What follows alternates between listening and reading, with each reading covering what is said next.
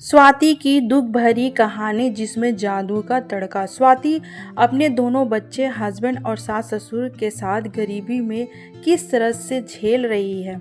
इस कहानी की शुरुआत होती है सुबह सुबह। स्वाति घर के आंगन में मिट्टी का चूल्हा बना रही थी, तभी बगल की भाभी आती है हाथ में लड्डू का थाली लेकर और स्वाति को बोलती है, लो स्वाति लड्डू खा लो। स्वाति पूछती है, भाभी किस खुशी में? तो भाभी बताती है, मैंने बड़ा अच्छा सा एक गैस चूल्हा मंगाया है। तो स्वाति बोलती है कि अभी 1 महीना पहले ही तो आपने चूल्हा मंगाया था। तो भाभी बोलती है कि स्वाति, जब अमीर लोग हो, ज़्यादा पैसे हो तो उसे खर्च भी करना चाहिए ना।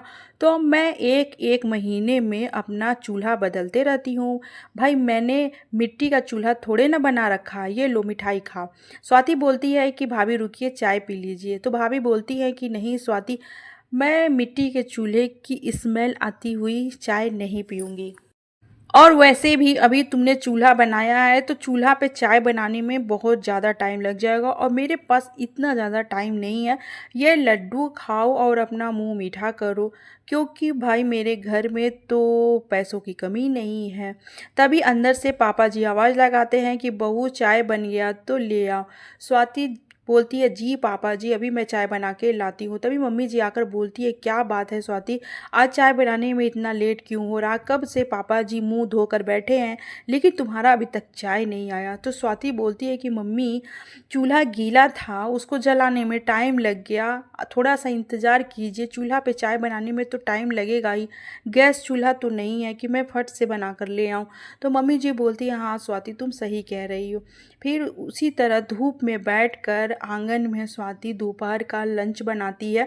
दोपहर के खाना में स्वाति बनाई थी भुजिया और रोटी, क्योंकि स्वाति के पास ज़्यादा कुछ था नहीं, इसीलिए वो सिंपल सा खाना बना देती है। तभी स्वाति के हस्बैंड आते हैं और बोलते, क्या स्वाति तुमने रोटी बना दिया लेकिन टिफ़िन पैक नहीं किया? रोज़ रोज़ तुम लेट कर देती हो, तुम्हारा तो आदत कुछ समझ में नहीं आता है। तुम ऐसे ही अगर नाटक करती रहोगी तो कैसे चलेगा? स्वाति रोने लगती है। तभी मम्मी आके बोलती है कि बेटा तुम स्वाति को क्यों डांट रहे हो? स्वाति बेचारी लगी तो है, लेकिन क्या करे, चूल्हा भी तो मिट्टी का है, उसमें टाइम लग जाता है, समझने की कोशिश करो। तुम मेहनत कर रहे हो तो स्वाति भी घर में मेहनत कर रही है, ऐसे थोड़े ना है कि तुम बाहर काम कर रहे हो तो स्वाति चुप मार के सोई है। वो भी बेचारी हम लोगों के साथ संघर्ष ही कर रही है, मिट्टी के चूल्हे पे धूप में बैठ खाना बना रही है। हस्बैंड जी बोलते हैं कि मैं अब टिफ़िन लेके जाऊंगा ही नहीं, लेकिन स्वाति बोलती है कि ले जाइए टिफ़िन। तो हस्बैंड जी मान जाते हैं और टिफ़िन लेकर चले जाते हैं। स्वाति खाना बनाती है और सास ससुर को खिलाने लगती है। सास ससुर एक एक रोटी खाते हैं। स्वाति बोलती है कि पापा जी मम्मी जी एक एक रोटी और ले लीजिए। मम्मी बोलती है कि नहीं बेटा अब मुझसे नहीं खवाएगा, इतनी गर्मी धूप है कि मुझसे बिल्कुल भी नहीं खवाएगा, स्वाति तुम खा लो।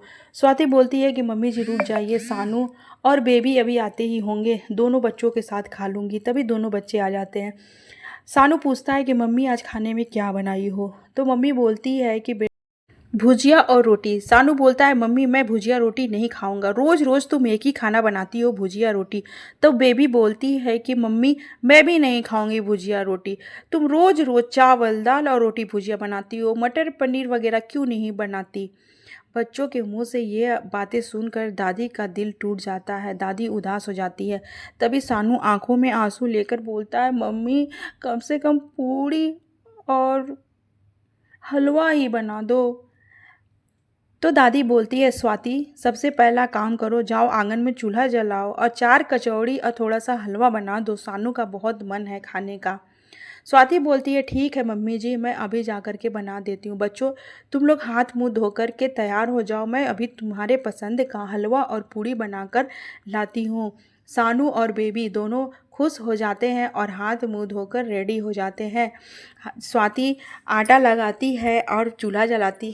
थैंक गॉड भगवान, हलवा तो बन गया। जैसे पूड़ी बनाने लगती है चूल्हा टूट जाता है, तेल गिर जाता है। तभी मम्मी जी आकर बोलती हैं, स्वाति तुम्हें लगा तो नहीं, तुम कहीं जली तो नहीं? तो स्वाति बोलती, नहीं मम्मी जी मुझे तो कुछ भी नहीं हुआ, लेकिन मैं क्या करूं, चूल्हा टूट गया। स्वाति रोने लगती है, 4-5 पूड़ी ही बन पाया था। मम्मी जी बोलती हैं, कोई बात नहीं है बेटा, शुक्रिया इस बात का है कि कम से कम तुम्हें चोट तो नहीं लगी। चूल्हा का क्या है, चूल्हा कल फिर बन जाएगा।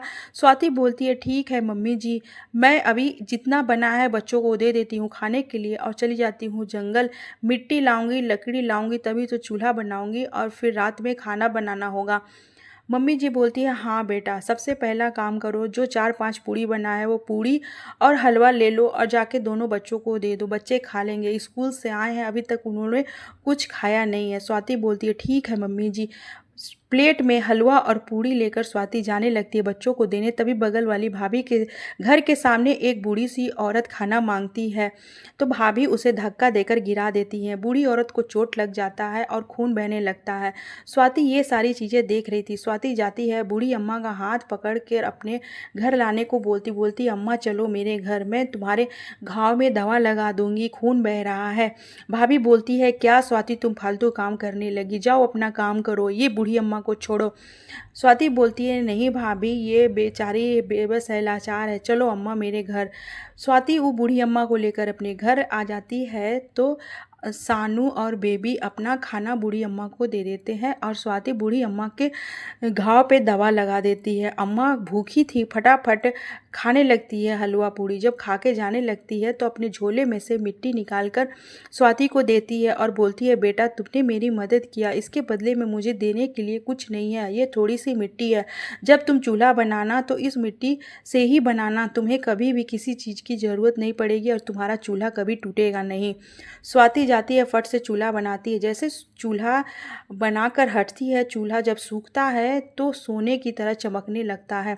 स्वाति चौंक जाती है कि अरे चूल्हा सोने जैसा क्यों चमकने लगा। मम्मी जी आकर देखती हैं तो बोलती हैं अरे स्वाति तुमने कौन सी मिट्टी से चूल्हा बनाया है कि चूल्हा बिल्कुल सोने जैसा चमक रहा है।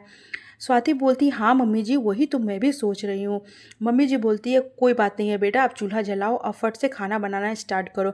जैसे ही चूल्हा जलाकर स्वाति पतीला रखती है बनाने के लिए, पूरा मटर पनीर से भर जाता है। स्वाति चौंक जाती है अरे मैंने तो अभी तो कुछ बनाने का कार्यक्रम शुरू ही नहीं किया, पतीला कैसे भर गया।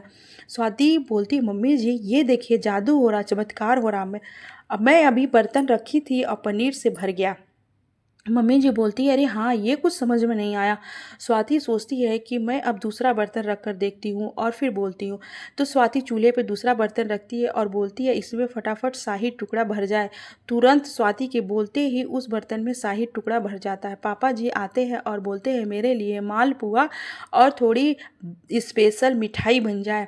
चूल्हे में से प्रकाश निकलता है ढेर सारा और पापा जी के कहने पे ढेर सारा थाली भर कर मालपुआ और विभिन्न प्रकार की मिठाइयाँ चूल्हे में से बाहर आ जाती है। पापा जी चौंक जाते हैं, बोलते हैं अरे वाह बेटा ये तो जादुई चूल्हा है और हम लोगों की गरीबी में भगवान ने उस बूढ़ी अम्मा को भगवान के रूप में भेजा था हम लोगों का गरीबी से उद्धार करने के लिए। सभी लोग खुश हो जाते हैं, सानू और बेबी भी बहुत खुश होते हैं। दादी दादा खुशी के मारे झूमने लगते हैं। ससुर जी बोलते हैं कि स्वाति बेटा जो भी खाने पीने का मन है सारा चीज़ चूल्हे से मांग लो।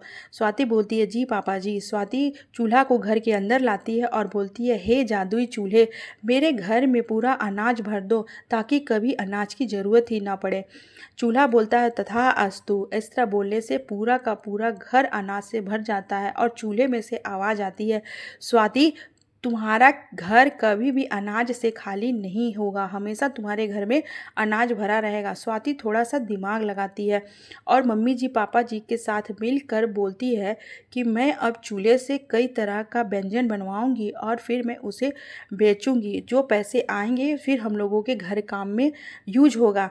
तो मम्मी जी पापा जी बोलते हैं कि हाँ बेटा ये आइडिया तुम्हारा बिल्कुल सही है। स्वाति ऐसा ही करती है, चूल्हे से कई तरह का व्यंजन निकलवाती है और उसे रेस्टोरेंट में बना बेचने स्टार्ट करती है। शुरू में तो कभी बहुत कम भीड़ हुआ, फिर धीरे धीरे दूर दूर से लोग आकर खाना खाने लगे और फिर धीरे धीरे करके स्वाति की ज़िंदगी बदल गई। चूल्हे में से विभिन्न तरह का व्यंजन निकलता जाता और स्वाति उसे बेचकर पैसे लेते जाती। धीरे धीरे करके स्वाति की ज़िंदगी बदल गई और स्वाति के घर में खुशियाँ ही खुशियाँ आ गई। अगर आपके घर में जादुई चूल्हा मिल गया तो सबसे पहले आप क्या मांगोगे उससे। आई होप आज की कहानी आप लोगों को पसंद आई होगी।